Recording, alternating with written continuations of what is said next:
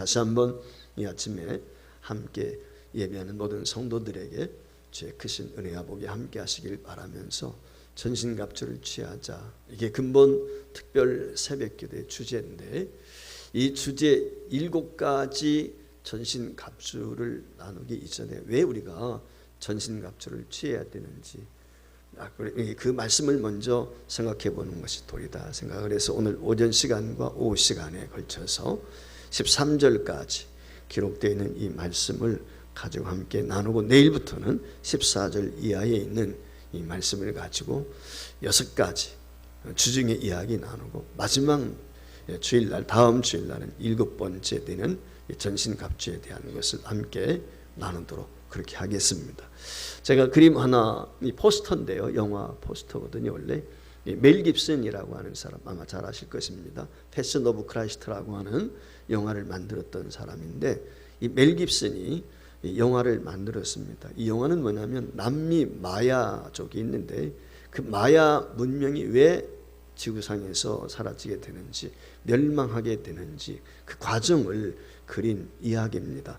아포칼립토라고 하는 영화인데, 사실 이 영화 사진을 여러 가지 캡처해서 여러분들에게 보여드리고 싶었지만 혹시 보신 분들이 계실는지 모르겠는데 아주 끔찍한 장면들이 많이 나옵니다. 그래서 영화를 조그맣게라도 이렇게 보여드리고 싶었는데 별로 덕이 되지 않을 것 같아서 포스터만 그냥 제가 이 화면에 띄웠습니다. 그런데 그 옆에 글귀가 나와 있는데, 이 영화가 시작이 되면서 그 화면에 뜨는 내용 글귀예요.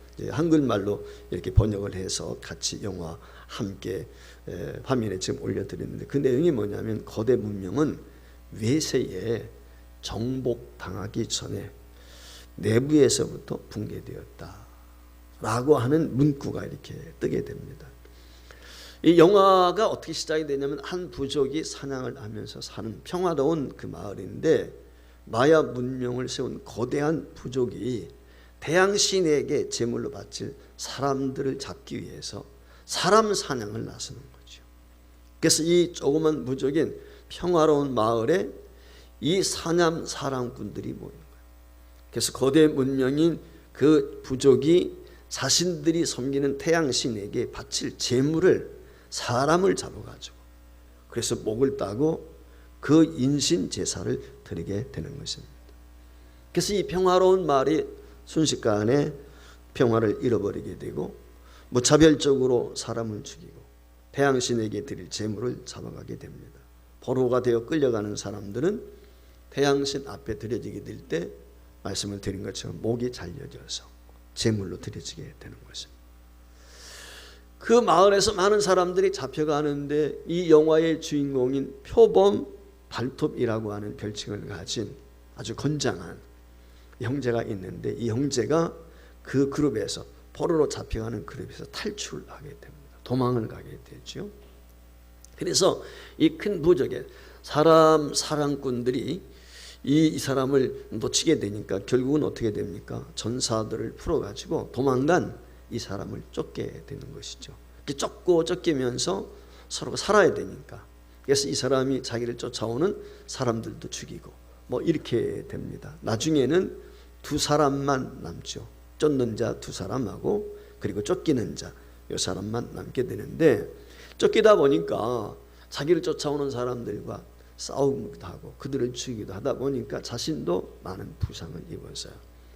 막다른 골목에 오게 되는데, 해안가에 도착을 하게 됐을 때 낭떠러지 폭포를 만나게 됩니다.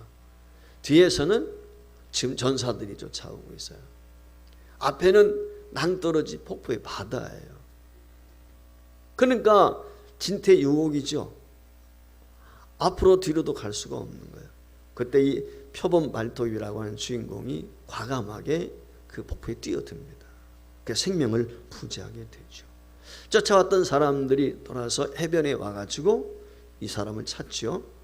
그래서 2사람 뒤에서 쫓아오는 이 사냥꾼 2사람하고 이 표범 발톱이라고 하는 사람이 마주치게 되는데, 그 사람들이 바닷가에 도착을 하게 되었을 때 도망자나 그리고 쫓는 자나 얼음처럼 그 자리에서 굳어버리게 됩니다. 그 이유가 있습니다. 바다에 큰 배가 서 있는 거예요. 큰 배가 정착해 있고, 그리고 조그만 배를 타고서 스페인의 군인들이 그 땅에 상륙을 하고 있었습니다. 그것을 목격하게 된 거죠. 그래서 쫓는 자나 쫓기는 자가 그 광대한 장면을 보면서 얼어붙어 버린 것입니다.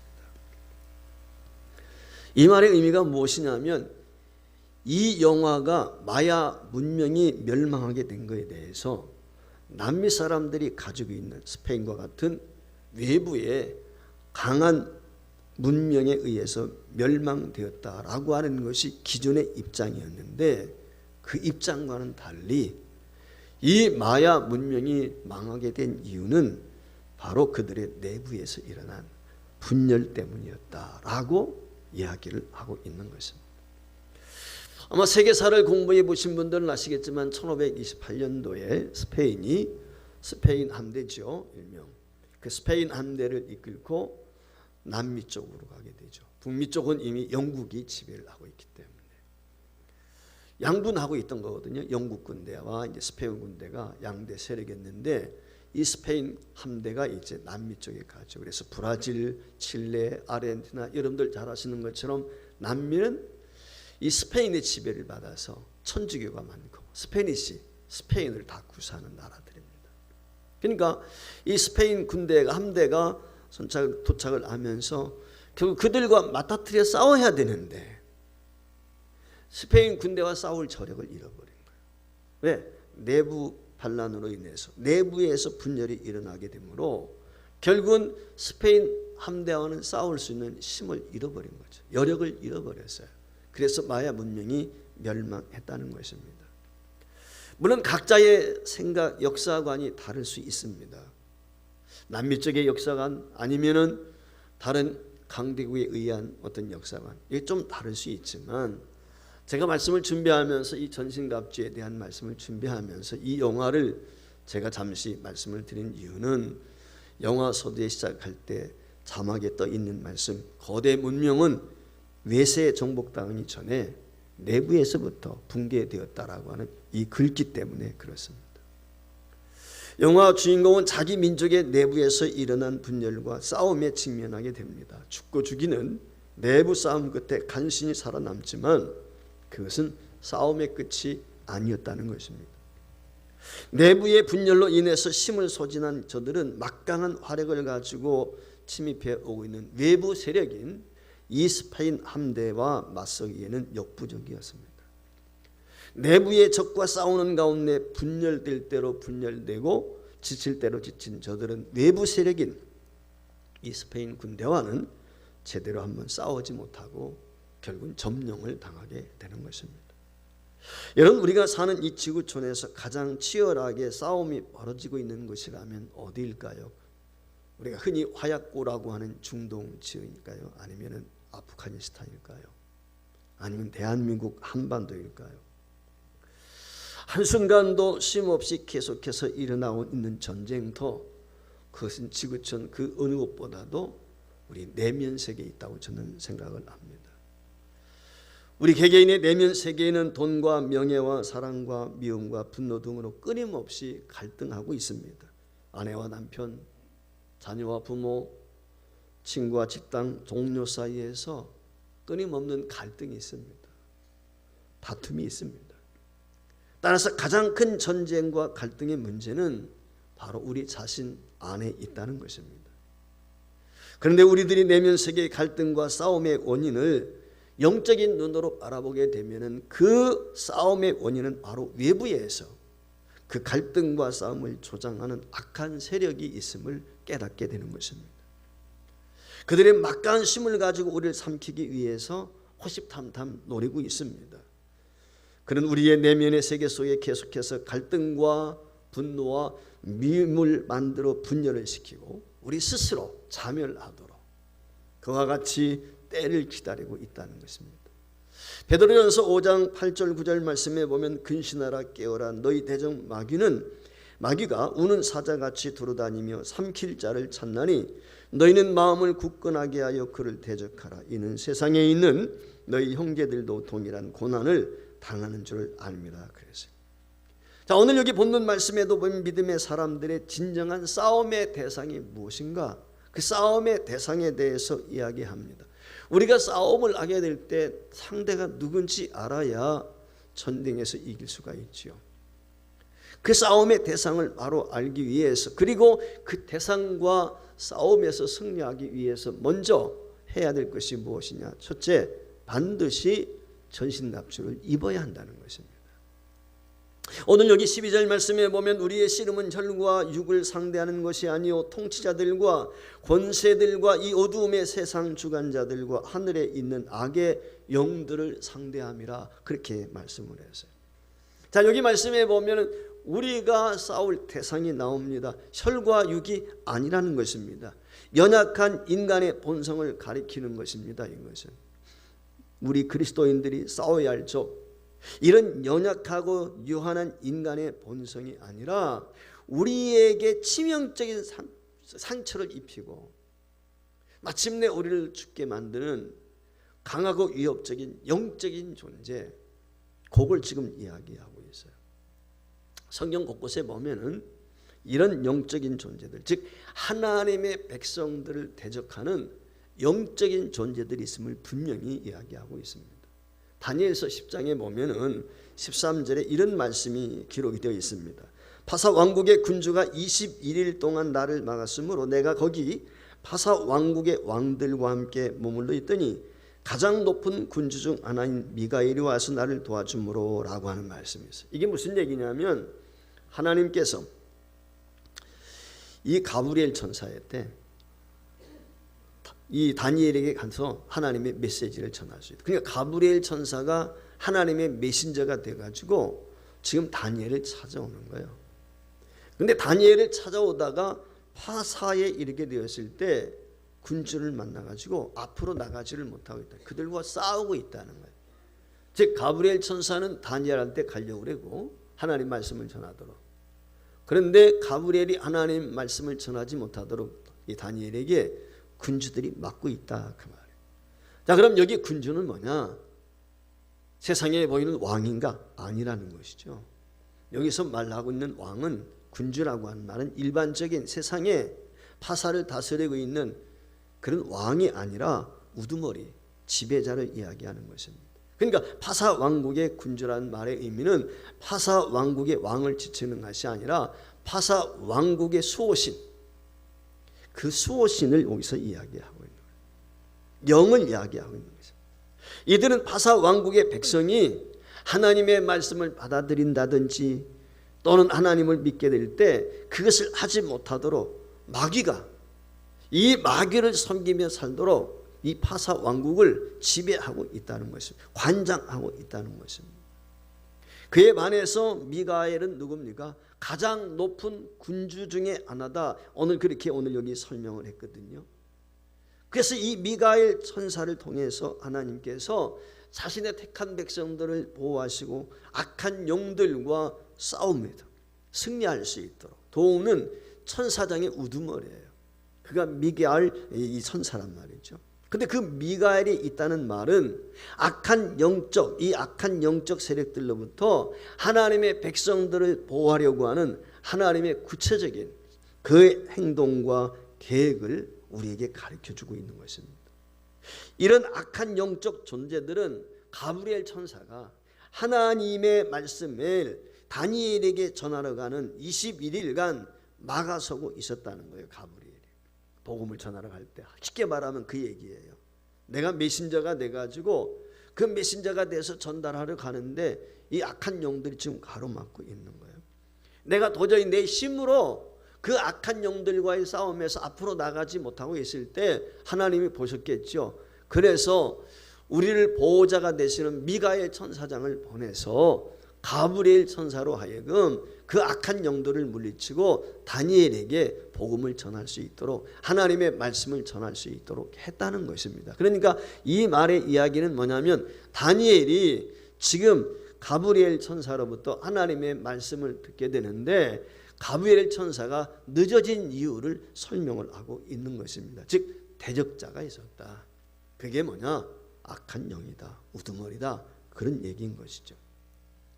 이러한 승리의 여정은 예수님이 오시는데 극대화가 되는데 골로새서 2장 15절 말씀에 보면 이렇게 기록이 되어 있습니다. 통치자들과 권세들을 무력화하여 드러내어 구경거리로 삼으시고 십자가로 그들을 이기셨느니라. 자, 오늘 여기 골로새서 2장 15절 말씀에 보면 통치자들과 권세자들이라는 말이 나오는데, 오늘 우리가 함께 나눈 에베소서 6장 12절 말씀에도 이 통치자들과 권세자들이 나온 똑같은 단어예요. 하나님과 하나님의 택한 백성들을 대적하는 자들, 그들을 이야기하고 있죠. 그런데 그 강력한 영적 존재도 예수님의 십자가 사역으로 인해서 무장 해제당했다. 한마디로 말하면 그런 이야기입니다. 이 일에 대해서 요한 1서 3장 8절 말씀에 보면 하나님의 아들이 나타나신 것은 마귀의 일을 멸하러 하심이라 라고 말씀을 했는데, 그 말씀 그대로 이루어졌죠. 여러분 잘 아시는 것처럼 창세기 3장 15절 말씀에 보면 아담과 하와가 선악과를 따먹고 범죄하게 되었을 때 하나님이 저주하죠. 마귀를. 그 마귀를 저주하게 될 때는 너는 여자의 후손의 발뒤꿈치를 물 것이고 여자의 후손은 너의 머리를 상하게 할 것이다 라고 하는 이야기가 나옵니다. 예수님이 십자가에 달리셨다라고 하는 말은 바로 뱀, 사탄이 예수님의 발뒤꿈치를 문 것이고, 예수님이 3일 만에 부활했다는 것은 바로 예수님께서 사탄의 머리를 이겼다는 것입니다. 십자가로 승리하셨다, 그걸 이야기하고 있어요. 그러면은 이때 마귀라는 놈이 완전히 진멸됐느냐? 그렇지 않다는 거예요. 지금도 마귀는 역사하고 있다는 것입니다. 마귀와 그 휘와의 악한 영적 세력들은 여전히 지금도 우는 사자같이 두루 다니면서 삼킬 자를 찾고 있다. 베드로가 베드로전서 5장 8절에서 이야기하고 있는 것입니다. 그 악한 영적 세력은 그리스도인들을 향해서 끊임없이 불화살을 쏜단 말이죠. 그래서 우리 그리스도인들을 위협하고 있다는 것입니다. 자, 불화살을 계속해서 쏘니까 우리가 그것을 막기 위해서 필요한 게 뭐냐? 전신갑주라는 거예요. 그런데 한 가지 한번 생각해 볼 필요가 있습니다. 창세기에 보면 하나님께서 에덴을 창설하시죠. 그 에덴을 창설하신 후에 에덴 중앙에 선악과 선악을 알게 한 나무를 심었다. 그리고 하시는 말씀이 에덴 동산에 있는 모든 것은 내가 임으로 따먹든지 뭐하든지 할 수 있지만 에덴 중앙에 있는 선악과만큼은 손을 대지 말라. 따먹을 수 없다. 따먹으면 정령 죽는다. 그렇게 이야기를 했어요. 자, 아담과 하와가 그 말씀에 순종해서 사실 어떻게 보면은 아담과 하와가 에덴에 살면서 그 선악과에 대한 관심이 없었으리라고 생각이 돼요. 왜? 지천이거든요. 먹고 마실 것이. 그러니까 굳이 그것을 따먹을 이유가 없죠. 그러니까 아담과 하와는 어쩌면은 그 에덴 동산 중앙에 있는 선악과에 대해서 별 관심이 없었어요. 하나님의 명령이 됐지만. 그런데 어느 날 아담과 하와에게 사탄이 찾아왔습니다. 그리고 에덴 동산 중앙에 있는 선악과 나무를 지칭하면서, 야, 저 나무 열매는 너 왜 안 따먹니? 지금 질문하는 거예요. 그러니까 하와가 하는 말이 하나님이 따먹으면 안 된다고 그래서 만지지도 말라고 그래서 하나님의 말씀은 좀 왜곡됐지만, 그러니까 마귀라는 놈이 아니야, 그거 따먹을 수 있는 거야. 하나님 따먹지 말라고 그랬는데 죽는다고 그랬는데 죽기는 왜 죽어? 내가 그거 따먹는 날에는 눈이 밝아지고 너 하나님처럼 된다. 마귀라는 놈이 그랬다. 그래서 우리가 잘 아는 것처럼 하와가 어떻게 됩니까? 그 선악과 따먹죠. 그리고 남편에게 주었단 말이죠. 오늘 우리가 여기서 한 가지 기억해야 될 것이 있는데, 그것이 무엇이냐면 아담과 하와에게는 선악과에 대한 관심이 별로 없었을지 몰라요. 근데 어느 날 마귀라는 놈이 찾아와가지고 유혹하는 거예요. 그 순간 의구심이 들게 되고 하나님의 말씀을 거역하게 되는, 불순종하는 자리까지 이르게 되는 거예요. 근데 여기서 우리가 제가 전하고자 하는 것은 여기서 주목해야 될 것이 있다.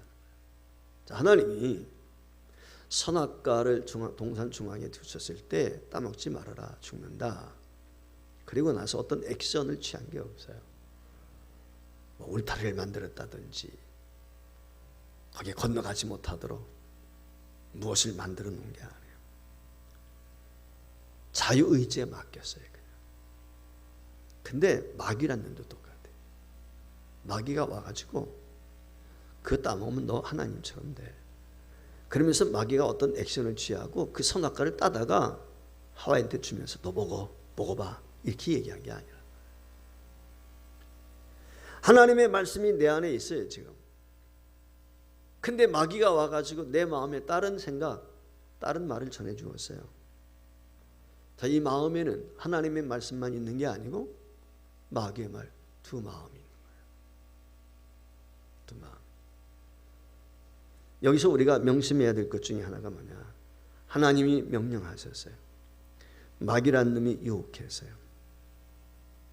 명령에 순종할 것인가? 유혹에 넘어갈 것인가? 나에게 달려있어요.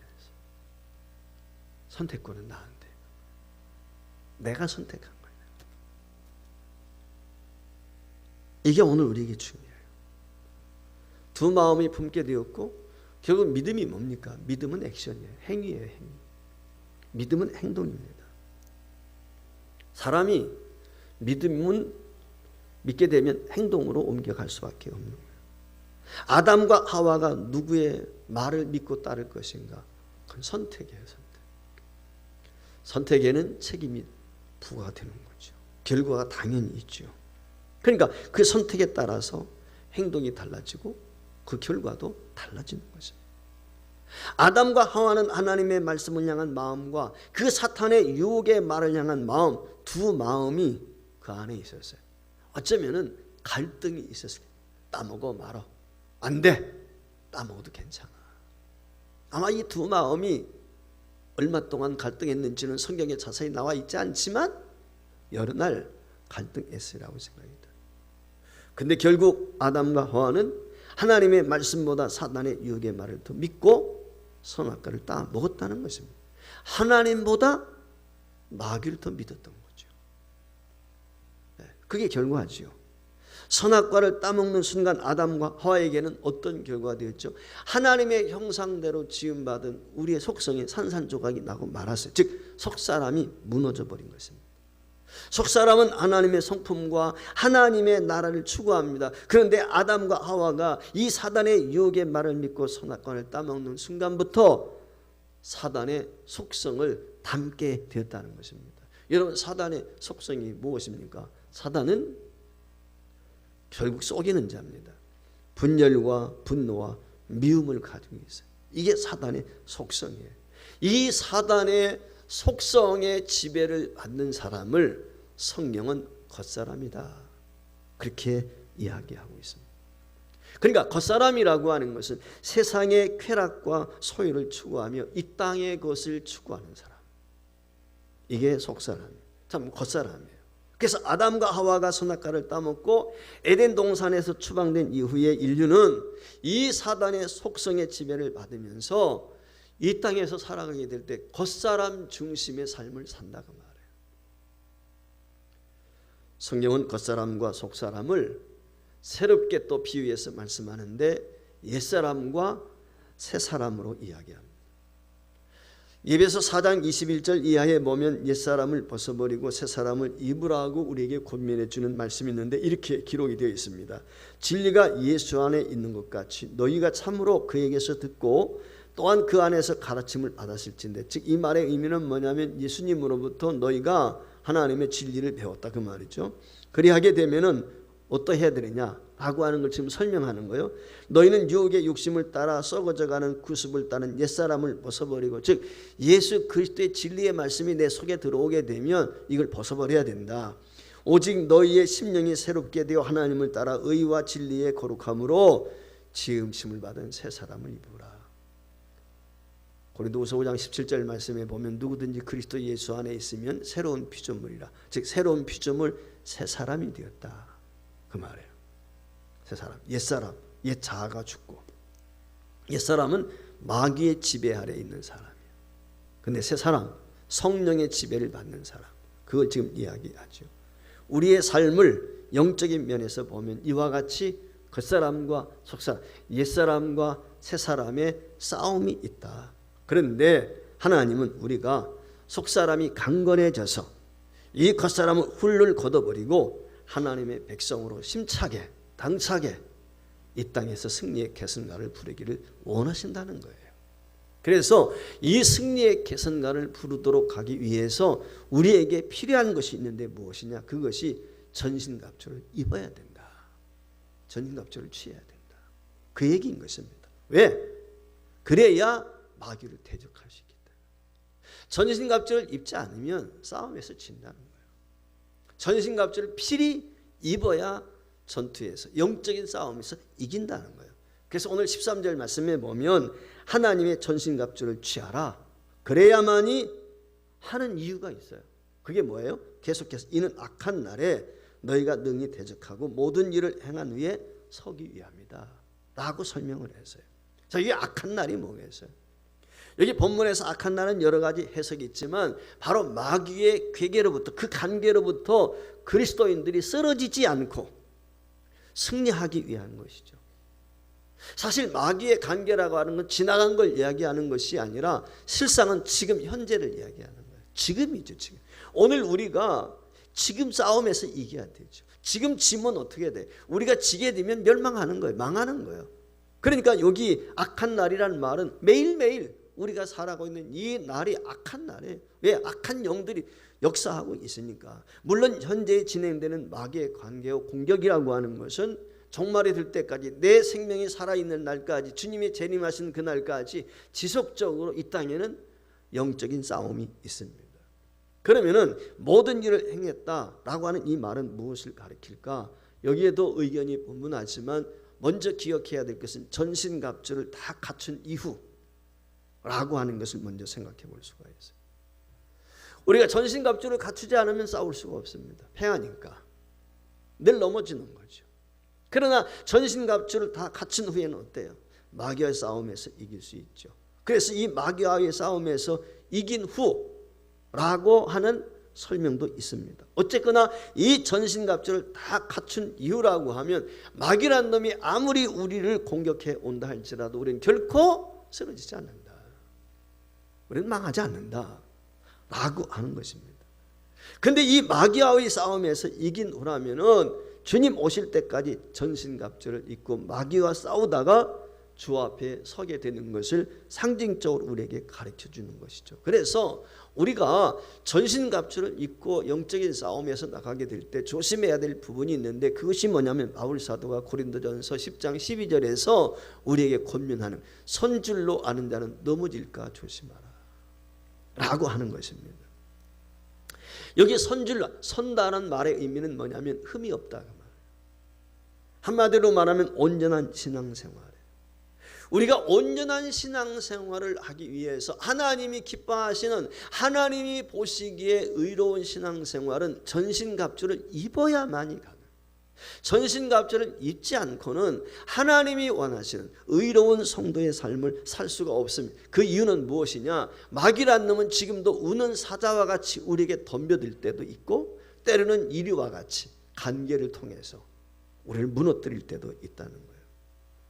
그렇기 때문에 성도가 전신갑주를 입지 않으면 자신을 흠없이 온전하게 지킬 수가 없는 것입니다.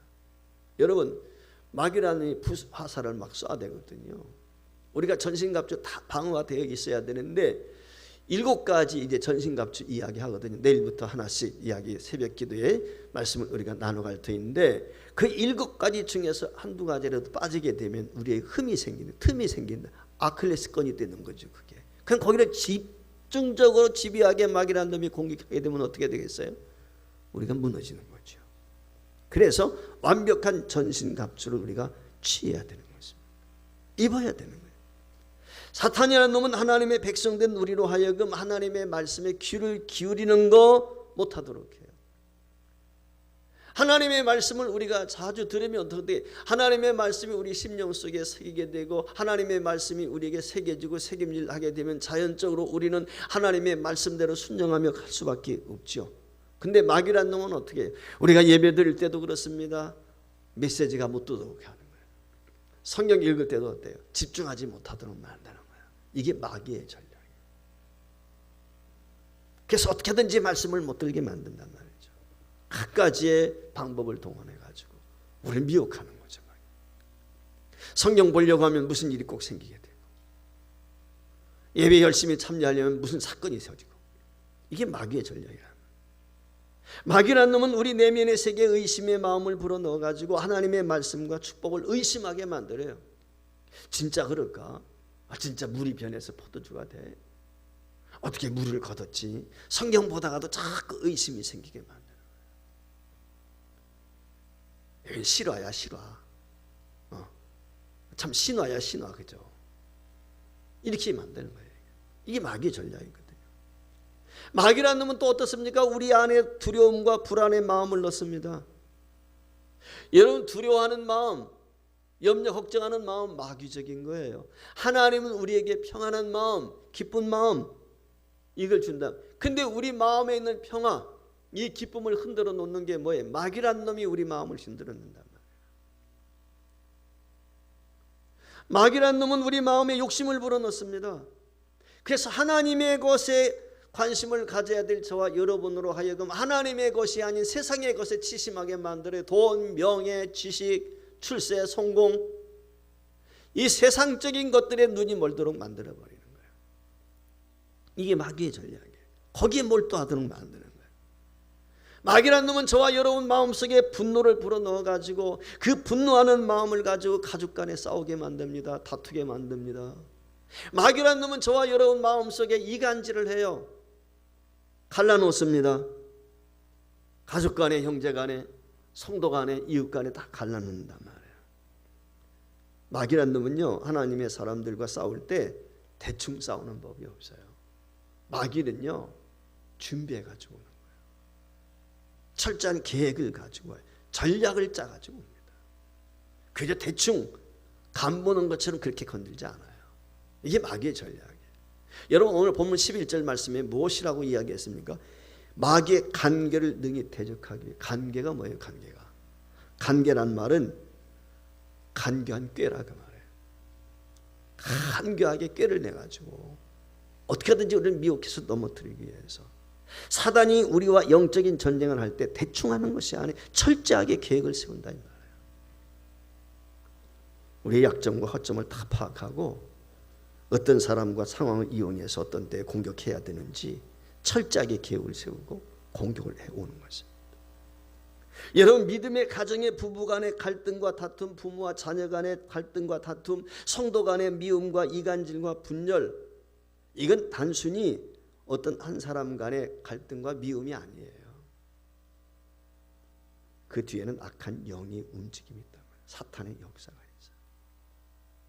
사탄이라는 놈은 우리를 지켜보면서 틈만 나기만을 기다리고 있어요. 그 틈만 나면 그걸 집요하게 파고든단 말이죠. 그래서 조금이라도 틈이 생기면 어떻게 돼요? 해집고 들어와서 우리 마음을 요동치게 만드는 것입니다. 우리의 관계를 갈등의 관계와 고통의 관계로 만들어버려요. 믿음의 공동체를 불난스럽고 그냥 분열로 혼란스럽게 만들어요. 저는 우리나라, 죄송한데 이런 말씀을 드리기 민망하지만은 현 상황을 보면서 정말 대한민국이 영적으로 깨어나야 된다. 이 전신갑주를 취하자. 왜 이 말씀을 함께 이 시대에 나누는가? 코로나19 시대에. 여러분, 우리가요 지금 마귀에 이용당하고 있거든요. 대한민국. 조금 전에 말씀을 드린 것처럼 마귀의 전략은 이간질의 다툼과 싸움이에요. 자, 보세요. 서해안에서 일어났던 이 조그만 사건 하나 가지고 어떻게 됐죠? 국룰이 나눠버렸어요. 대한민국. 여와 야가, 진보와 보수가 편이 딱 갈라져 버렸단 말이에요. 계속 싸우는 거예요. 지금 웃고 있는 게 누구예요? 한마디도 없잖아요. 남쪽에서는 뭐 하자, 같이 공동, 한마디도 없어. 왜? 이게 마귀의 전략이에요. 여러분, 명심해야 돼요. 공산주의는 마귀의 앞제입니다. 타협할 수 있는 존재가 아니에요. 공산주의 국가가 어떻게 하나님과 공존할 수 있습니까? 사회주의 국가는 하나님과 공존할 수가 없어요. 될 수가 없죠. 근데 신을 존재를 믿지 않느냐. 그러니까 지금 북한 땅에서는 어때요? 웃고만 있는 거죠. 나만 자기들끼리 싸우고 막 피 터지게 싸우니까. 이게 놀아나고 있는 거예요. 지금 그 손바닥에서. 똑같은 거예요. 지금. 이게 마귀의 전략이에요. 공산주의가 어디서 나왔어요? 성경에서 나왔습니다. 성경의 반대로 가는 게 공산주의. 우리가 깊이 새기고 명심해야 될 부분. 마귀의 전략에 지금 넘어가고 있단 말이에요. 마귀가 좋아하는 거예요. 가정에서 분란이 일어난다. 상대의 미움 이전에 그 배후에서 마귀가 역사하는 거 있다는 걸 기억해야 돼요. 부부간에도 그렇잖아요. 형제간에도 그렇고. 마귀의 특징이 뭐냐? 분열시키는 거예요. 분열. 그래서 어떻게든 와해시켜 스스로 무너지게 만드는 거죠. 이걸 우리가 명심을 내야 돼요. 서두에 제가 아포칼립토라고 하는 영화에 대한 자막 말씀을 드렸지만 외부 세력 이전에 내부에서 갈등이 있고 내부가 분열되는데 그렇지 않습니까? 막상 무슨 문제가 터졌을 때 어떻게 우리가 그 외부의 세력과 싸워서 이길 수 있습니까? 불가능한 거죠. 영국의 유명한 석학이 있었습니다. C.S. 루이스라고. 20세기 가장 위대한 변증학자라고 이야기합니다. 이 사람이 무신론자였습니다. 그런데 이분이 예수를 믿게 되었어요. 그분이 예수를 믿고 나서 후에 하나님의 사람이 되었습니다. 예수를 영접한 후에 이런 유명한 얘기를 했습니다. 화면에 뜨는데 이분의 얘기를 하나 소개해 드립니다. 같이 읽어봤으면 좋겠습니다. 만약 10명이 술자석에서 웃고 떠들고 있다면 그때 웃음소리는 11명이 웃는 소리일 것이다. 10명이 술 먹고 흥청망청 노래를 부르고 웃고 고함치지만 그들의 뒤에서 그 분위기를 조장하는 마귀의 소리가 보태졌기 때문이다. 만약 누군가 걱정하고 두려워하며 불안에 떨고 있다면 그 뒤에 마귀는 팔짱을 끼고 흡착한 미소를 짓고 있을 것이다. 인간이 범하는 결정적인 어리석음은 악의 존재를 믿으면서 그 악의 배우자가 되는 마귀를 인정하지 않는 것이다. 그래서 자, 오늘 우리가 선, 악을 믿죠. 선이 있고 착한 것이 있고 악한 것이 있다. 의와 불법을 알아요. 그런데 그 배후에서 불법을 조장하고 악을 조장하는 마귀의 존재는 인정하지 않으려고 한다는 것입니다. 그걸 지금 이야기하고 있어요. 사는 성도 여러분, 왜 오늘 우리가 한 주간을 깨우면서 이 전신갑주를 입어야 되는지, 성령님을 의지해야 되는지, 왜 분별력을 가져야 되는지, 이유는 자명한 것입니다. 우리의 속사람이 겉사람에 눌려서 사탄의 조롱거리와 비웃음거리가 되지 않기 위해서 그렇습니다. 오늘날 교회가 왜 비웃음거리가 되었습니까? 의의 갑옷에 문제가 생겼어요. 구멍이 뚫렸어요. 여기저기 찢어졌단 말이죠. 의의 갑옷이 구멍 나버렸어요. 그러니까 마귀라는 부사를 쏘니까 그게 꽂히거든. 그게 뚫고 못 들어와야 되는데 갑옷을 입었으면 이게 뚫고 들어와 가지고 가슴을 후벼 파고 심장을 후벼 파고 다리를 절게 만들고 머리를 혼란스럽게 하고 지금 마귀가 그렇게 하고 있는 거죠. 그래서 완벽한 전신갑주를 취해야 돼요. 머리부터 발끝까지 7가지 성경이 우리에게 이야기하고 있습니다. 근본 특세를 통해서 우리 교회가 이 7가지 전신갑주를 통해서 완전 무장해가지고 어떤 영적인 전쟁에서도 승리할 수 있는 주님의 군사가 될 수 있길 주의 이름으로 축원합니다.